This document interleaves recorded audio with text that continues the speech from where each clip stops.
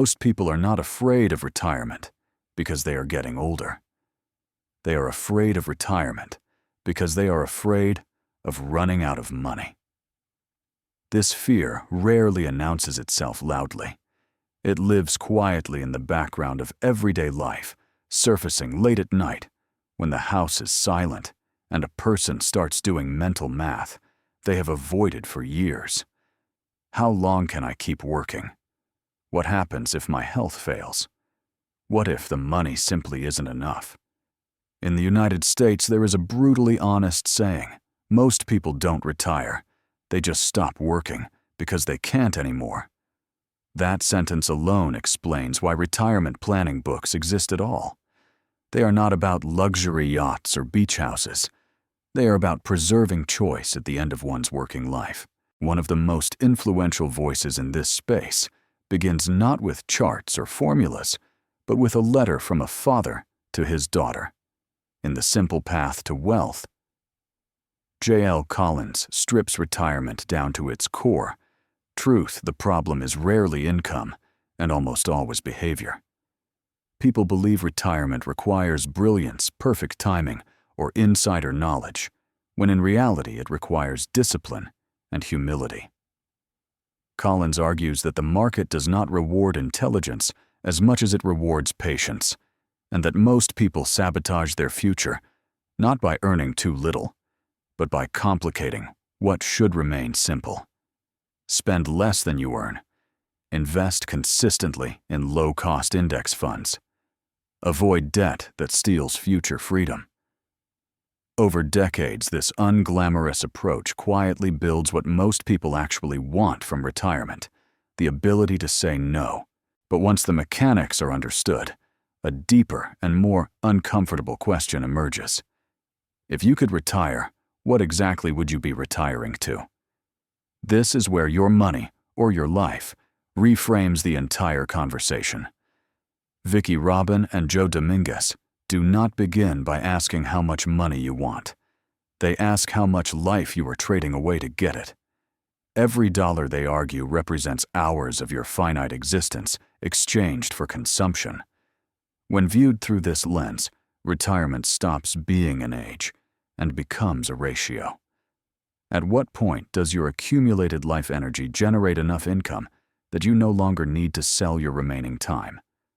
The radical idea in this book is that retirement is not delayed living, but the natural result of aligning spending with values early enough that work becomes optional rather than mandatory. For many readers, this philosophical clarity triggers anxiety instead of relief, because ideals do not pay bills. Eventually, the question becomes unavoidable: how much money is actually enough? Todd Tresitter's "How Much Money Do I Need to Retire" exists precisely because vague optimism collapses under numerical scrutiny. Tresitter dismantles the comforting myth that there is a universal retirement number. There isn't. The required amount depends on lifestyle longevity, inflation taxes, and emotional tolerance for risk.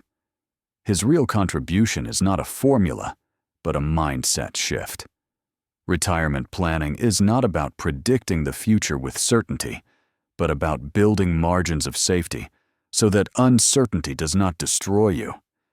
People who fail at retirement often fail not because they guessed wrong, but because they refuse to calculate honestly at all. Once the numbers are faced, structure becomes essential.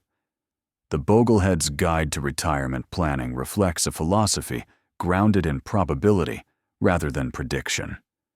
Built on the principles of Jack Bogle, it assumes that markets are largely efficient, that costs matter enormously over time, and that emotional decision-making is the greatest threat to long-term success. This book treats retirement as a multi-phase process: accumulation, preservation, and decumulation. Each phase requires different instincts, and mistakes made late in the journey are far more damaging than those made early. The lesson is subtle, but profound. Managing money after retirement often requires more discipline than earning it before. The tension reaches its peak in the final years, before leaving the workforce. Emily Guy Birkin's The 5 Years Before You Retire reads almost like a quiet warning. This is not the time for heroics. It is the time for consolidation, risk reduction, and psychological preparation. Many people who had enough on paper still fail because they misunderstood the transition itself. Losing a paycheck is not just a financial change, it is an emotional one. Without proper planning for cash flow, healthcare, and identity, retirement can feel less like freedom and more like free fall. And even when every spreadsheet balances, one question remains unresolved. If you wake up tomorrow and no one requires your labor, who are you? Work Optional by Tanya Hester confronts the reality that financial independence without life design often produces emptiness rather than joy. Humans are not built to simply stop. They are built to choose. The tragedy is that many people spend decades dreaming of freedom without ever deciding what that freedom is for. Retirement in this sense is not the end of work, but the beginning of intentional living. When these books are viewed together, a clear pattern emerges. Retirement is not a reward for long service. It is the outcome of understanding money deeply enough to prevent it from controlling your decisions later in life. It is built slowly through consistency, restraint, and self-awareness in a world designed to pull attention toward short-term pleasure. Most people fail, not because they lack intelligence, but because they underestimate how relentlessly their present desires erode their future options, until one day they realize time has quietly moved against them, and the space to correct course has narrowed to almost nothing. And it is at that moment that retirement stops being a philosophical question and becomes an unavoidable reality, where the absence of preparation transforms freedom into fear and choice into obligation. And the only reason these books exist at all is to intercept the reader before that final narrowing occurs, while there is still enough time to adjust behavior, rethink priorities, and consciously decide what kind of life they want to be able to choose each morning when paid employment is no longer the organizing force of their existence. And that realization only begins when one accepts that retirement planning is not primarily a mathematical exercise, but a psychological one, where the real challenge is learning to delay gratification long enough to preserve dignity, autonomy, and peace of mind later in life, so that when the moment finally arrives, it does not feel like an ending, but rather like a transition into a phase of life that was deliberately designed rather than accidentally endured.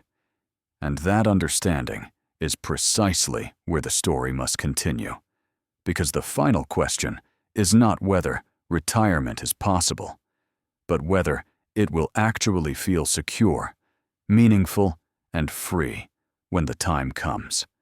If the groundwork has truly been laid in the right way from the very beginning, rather than postponed indefinitely under the comforting illusion that there will always be more time to think about it later.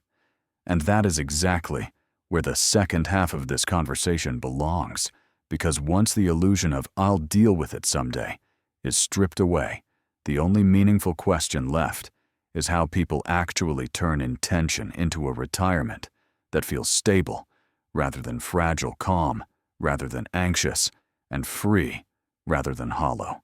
The uncomfortable truth is that most retirement failures are not sudden collapses, but slow leaks. Small overspending justified as rewards, small risks taken to chase higher returns, small delays in adjusting lifestyle expectations, each one harmless in isolation, but devastating in combination over decades. The people who succeed rarely do anything dramatic. They simply commit to a framework early and then protect it relentlessly from their own impulses. At the center of that framework is the idea of margin. Financially secure retirees do not aim for the minimum number that might work. They aim for enough excess that bad years, market downturns, unexpected medical costs, or longer than expected lifespans do not force panic. This is why the most experienced voices in retirement planning emphasize conservative assumptions, diversified income streams, and flexibility in spending. Retirement is not a finish line you cross once. It is a system you must keep stable for 30 years or more, and systems fail when they are designed with no room for error. Another rarely discussed factor is identity. Work quietly structures life for decades. It tells you when to wake up, where to go, who you are in relation to others, and why your day matters. When that structure disappears overnight, many retirees experience disorientation that no amount of savings can fix. This is why successful retirement planning includes gradual transitions, part-time work, volunteering creative projects, or new forms of contribution. Money buys freedom, but meaning must be built intentionally.